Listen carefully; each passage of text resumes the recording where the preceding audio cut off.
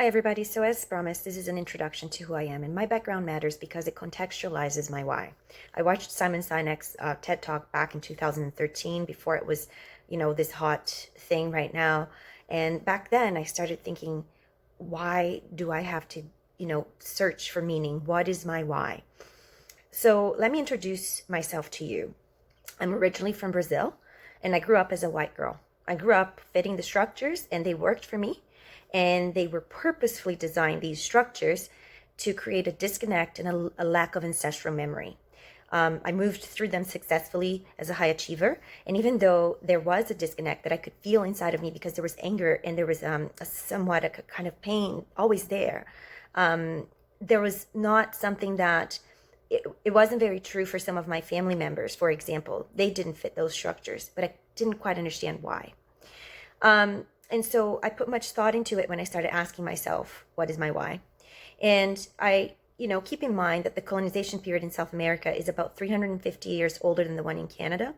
So collective memory has been buried under these very powerful structures and machines. 6 years ago, however, I went through a very traumatic experience that made me really stare at my cognitive dissonance in the face. And I started finding myself asking, what was I going to do as an immigrant woman who was now a single mother living with two children in a country that I had no family and I had nothing. And I just felt like, I couldn't, for the more I tried to, I couldn't fit the structures that were around me here, which is completely different from the experience I had growing up in Brazil. They just weren't working for me. And so I did what was really brave back then. And the only way I thought was possible to solve this conundrum, which was I looked back and I decided. It was triggered by a childhood memory because my auntie sent me a photo of me as a child back in 2013 and for Christmas. And that's when I started asking myself, who was that little girl? What did I lose in the process of being here and coming here? And why do I feel so broken? So what I did for the period of the last 6 years was to unbury my family story. And the connection to the land is really what surfaced in many ways. So it's been a journey of returning to love and to love of the mother and the great mother in its most pure roots. So I'm going to tell you a little bit. And what I found was, for example, that my great grandma was indigenous in the northeast of Brazil. And her connections to the land were severed by Jesuit schools and Jesuit priests. Now, that allowed me to understand the pain that was brought on to my grandfather, who became an alcoholic and who tried so hard to fit into the structures of São Paulo, which is a huge city. I found a photo of him when he was 18 years old, proudly saying, "Look at me wearing a tie. I'm finally a white man." So, my mom grew up without that traditional memory. And also it explains the fact that I have a brown mother who is incredibly intuitive, even though she doesn't have access to traditional knowledge because it's been taken away for almost 4 generations. And it's just a longer process in Brazil.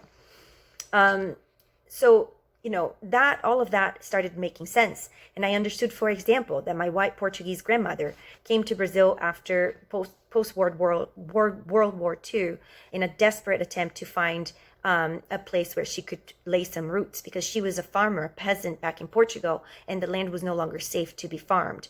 I understood then that my black auntie was adopted by my two white grandparents in an attempt to subconsciously heal the collective wounds that were left by institutionalized slavery that was set up on my country for many years. So all of those things are a relationship to ourselves and to the land. I understood, for example, that my two best friends growing up throughout school were from Arabic descent, and their families had arrived in Brazil after the genocide in the Arabic world. And one of them is a mix of Spanish and Arabic descent, and his grandfather arrived because of the Franco genocide in Spain, the awful regime that happened there. And it just kept going, and it kept staring at my face. That really what I am is a person who is deeply rooted without traditional territory. I am connected to people who are loving, and we don't even know our stories. So with that in mind, my why, beyond my children, my two little girls, became Mother Earth. If I'm not going to be able to access my traditional territory and land, I'm going to go for the world. And Feminine Harbor is an organization that celebrates the diversity of women, because that's what I am. I'm a mixed woman of deeply ingrained traditional knowledge that has been lost but intuitively passed on. And I'm a mother of two girls. And so I wanted to make sure to create a structure that reflected us and that honored my connection to a planet that has been consistently taken away from my ancestors. So that's sort of my why in a nutshell. And I will start distilling it more as we go on for these next sessions.